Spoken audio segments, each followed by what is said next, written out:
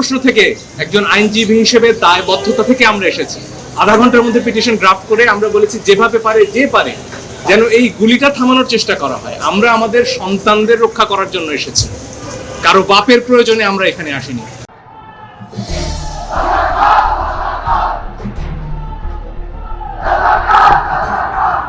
আমরা কিন্তু আমাদের স্বাধীনতার সময় গান কি ছিল, মোরা একটি ফুলকে বাঁচাবো বলে যুদ্ধ করি।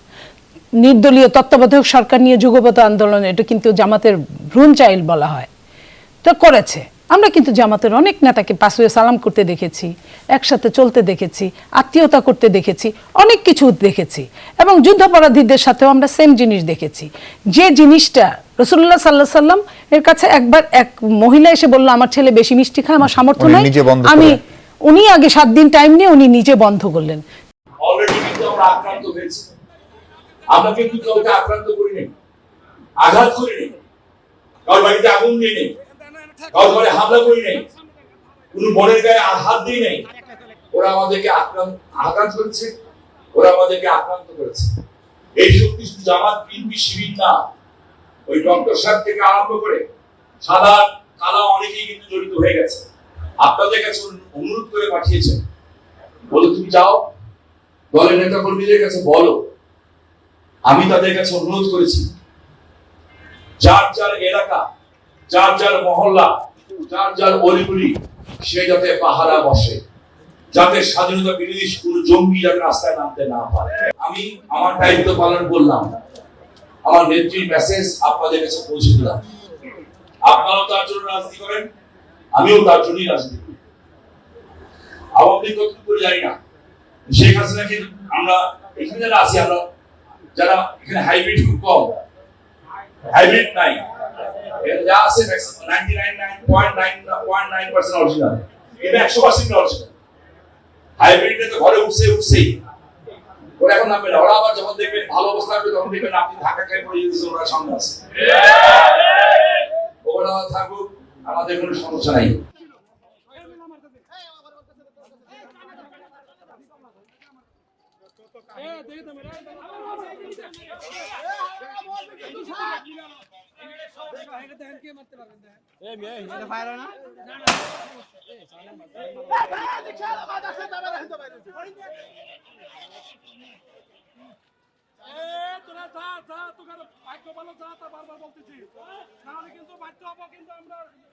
গুলি করতে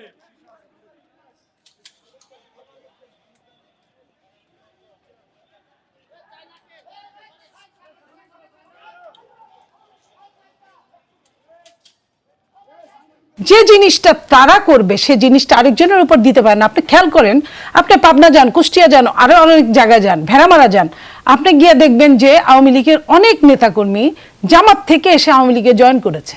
তারা অনেক রকম কাহিনী করে, অনেক এমপি মন্ত্রীরা তাদের দিয়ে অনেক রকম যুদ্ধ করায়, এবং তারা কিন্তু এখন আওয়ামী লীগের লেবাসে চলে।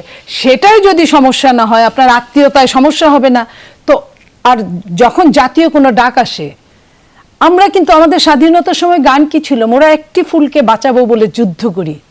আজকে বদরুদ্দিন উমর লিখেছেন যে এই যে 52 থেকে যত অভ্যুত্থান হয়েছে, মিনিমাম 5টা অভ্যুত্থান হয়েছে, এটার সব থেকে ব্যাপক এই অভ্যুত্থান। আজকে আমরা যেখানে দাঁড়িয়ে আছি, আমাদের সন্তানরা অকাতরে প্রাণ হারাচ্ছে, আমাদের মারা সন্তানদের পাশে দাঁড়িয়েছে শুধুমাত্র তার সন্তানটা যেন বেঁচে থাকে। আমাদের বাবারা পানি নিয়ে সন্তানের সাথে দাঁড়িয়েছে। এক বাবা লিখেছে, আপনি দেখেন, আমার ছেলের এইচএসসি চলছে, আজকে মনে হয় আটকে রাখতে পারবো না, স্লোগান দিয়ে টিয়ার গ্যাস থেকে ওর সাহস বেড়ে গেছে, সে যাওয়া মানে আমাকেও যেতে হবে ময়দানে। কারণ আপনি পড়েছেন, অন্য রাজ্য জানেন না যারা দেখছেন, কারণ একটা ছেলে আমার, কিন্তু ময়দানে গেলে আমার মনে হয় প্রতিটি বাচ্চাই আমার। এই কথাটাই আমি বলতে চাইছিলাম। তো যখন এই জায়গায় আমার রেভলিউশনটা চলে গেছে, আমার দেশে যখন আপনার গণহত্যা চলছে, এই যে জেনোসাইডটা, এই জেনোসাইড, একটা দেশের প্রধানমন্ত্রী আছে, একটা দেশের সরকার আছে, এখন গণহত্যা চলছে। হ্যাঁ, অবশ্যই গণহত্যা। আপনি এটাকে গণহত্যা বলবেন না? যেখানে প্রণব সাহা কি বললেন, দাদা বললেন 180 জন, আসলে কি তাই? একজন লিখেছে লাশ সরিয়ে সরিয়ে, এক বাবা মা বলছে লাশ সরিয়ে সরিয়ে প্রত্যেকটা হসপিটাল। আপনার উত্তরার আপনার বাংলাদেশ মেডিকেলের একজন ডাক্তার বলছে আমি নিজে পাগল হয়ে যাচ্ছি, বিকজ আমি আমার হাত দিয়ে 17 জন, আজকে 17 জন আমার হাতে মারা গেছে। ঠিক আছে, ধরেন শেখ হাসিনা কালকে থাকবেন আওয়ামী ক্ষমতা, বললাম আগামীকাল থেকে মাননীয় প্রধানমন্ত্রী শেখ হাসিনা রাষ্ট্রীয় ক্ষমতায় থাকবেন না, উনি ছেড়ে দিলেন। ঠিক আছে ভাই, আমি পাচ্ছি না, আমি ছেড়ে দিলাম। ক্ষমতায় থাকবে কে? যারা রাস্তার মধ্যে মেয়েদের উলঙ্গ করে কাপড় খুলে নিয়ে হাত দিয়ে তাকে ছিন্ন বিচ্ছিন্ন করে, তারা যারা যারা মেট্রো রেলে আগুন দিচ্ছে, তারা যারা সারা বাংলাদেশে আগুনের সন্ত্রাস করছে, তারা আমাদের সাধারণ ছাত্রদের কাঁধের উপরে বন্দুক দিয়ে তারা এই গেমটা খেলছে। ছাত্রদের থেকে যদি তারা সরে যেত, এই ছাত্রদের নামটা যদি তাদের সাথে না থাকতো, তাহলে তাদেরকে মোকাবেলা করা আমাদের জন্য 1 ঘন্টার ব্যাপার। খুলনা বিশ্ববিদ্যালয়ের শিক্ষার্থী মীর মুগ্ধ ভাই, উনি ঢাকায় যে কোনো পক্ষের গুলিতে হয়তো আহত বা নিহত হয়েছেন।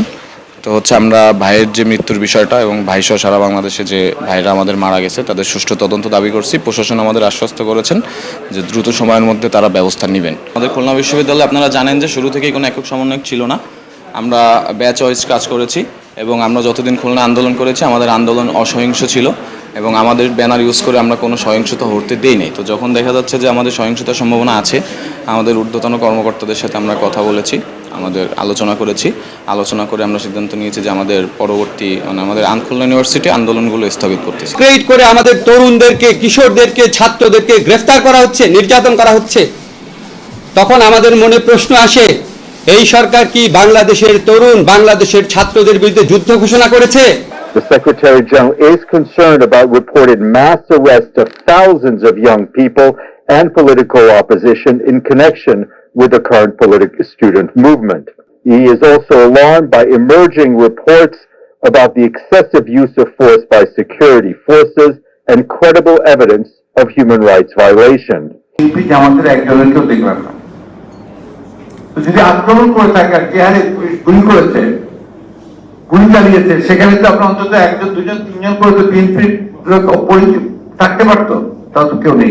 পরে মাননীয় স্বরাষ্ট্রমন্ত্রীর সাথে বসবো এবং সেইখানে আমরা সিদ্ধান্ত নিব কোন আইনি প্রক্রিয়ায় হবে, সেটা যখন আমরা সিদ্ধান্ত নিব তখন বলবো। আন্দোলনে অনুপ্রবেশ করে আন্দোলনকে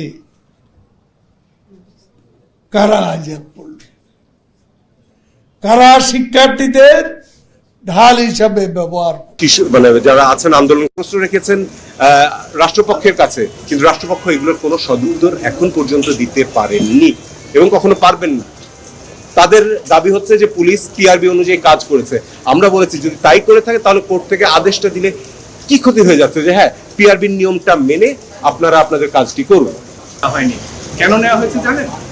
কারণ সেই আখির স্বামীর ভাই নাকি বিএনপি করে এবং আজকে একই কার্ড খেলা হচ্ছে যে আমার বাবা কি করলেন সেজন্য আমি দায়ী।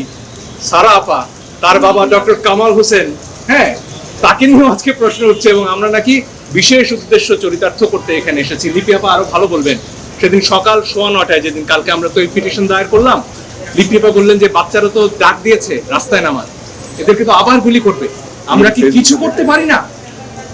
একজন দাগী আসামি যে পালিয়ে গিয়েছে তাকে ধরার জন্য পুলিশ গুলি করতে পারে। যদি কারো বাড়িতে ডাকাতি চলছে এই অবস্থায় যায় তাহলে গুলি করতে পারে। যদি কোথাও চুরি করছে, আগুন দিচ্ছে, সেটাতে গুলি করতে পারে।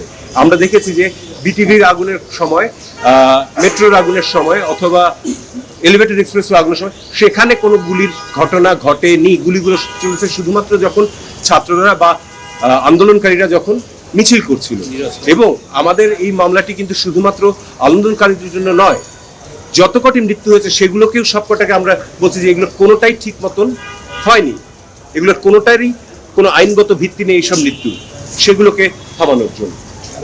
এবং এখানে যেটা হয়েছে পিআরবিতে বলা আছে যে কোন কোন ক্ষেত্রে পুলিশ এটা করতে পারে এবং আমাদের আদালত আজকে তাদের আক্ষেপ এবং দুঃখ ক্ষোভ প্রকাশ করেছেন যে এত যে প্রাণ ঝরে গেছে সেটির ব্যাপারে।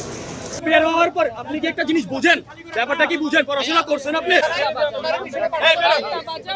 অনলাইন হ্যাঁ অনলাইন কখন পাইছে লাইসেন্স পাইছে কত 15 বছর আগে তো লাইসেন্স পাইছে না।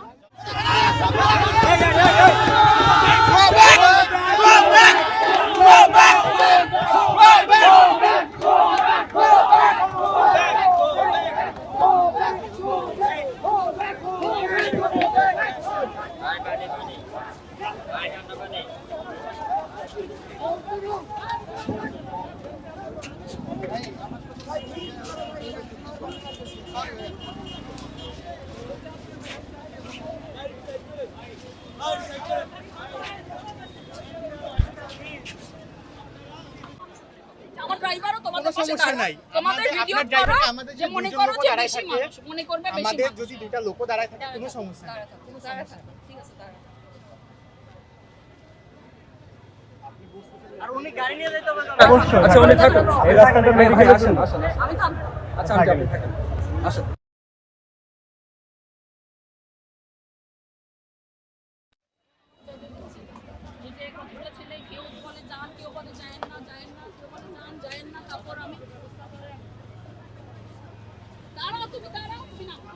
আপনি লজিটার পিছনে যা দাঁড়ান মনে হবে এখান দিয়ে অ্যাম্বুলেন্স যেতে দাও আমাকে। না আপনি ছবি তুলেছেন আরো তুলেন। মোবাইলটা নিয়ে দাও। নো নো আপনি গাড়িটা ঘুরাই মোবাইলটা নিয়ে নিব। আমরা ইমার্জেন্সি কেস ছেড়ে দিছি। আমরা ইমার্জেন্সি কেস রেস্ট করেন। আমার শাশুড়িকে আমি হাসপাতালে যদি নিতে হয়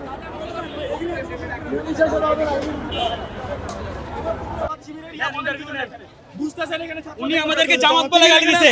আমরা ঢাকা ইউনিভার্সিটির স্টুডেন্ট, উনি জামাত কেন বলবে? ঢাকা ইউনিভার্সিটির স্টুডেন্ট, উনি একজন প্রফেসর মানুষ, উনি ভদ্রভাবে কথা বলবে। বলবেন জামাত বলে গালি দিচ্ছে, এটা কোন ধরনের ইয়া? উনি ছবি তুলতেছেন, ছবি তোলার কে? জার্নালিস্ট? আসেন শুনেন, একটা জনের পাশ করে বের হওয়ার পর আপনি কি একটা জিনিস বুঝেন? ব্যাপারটা কি বুঝেন? পড়াশোনা করছেন আপনি?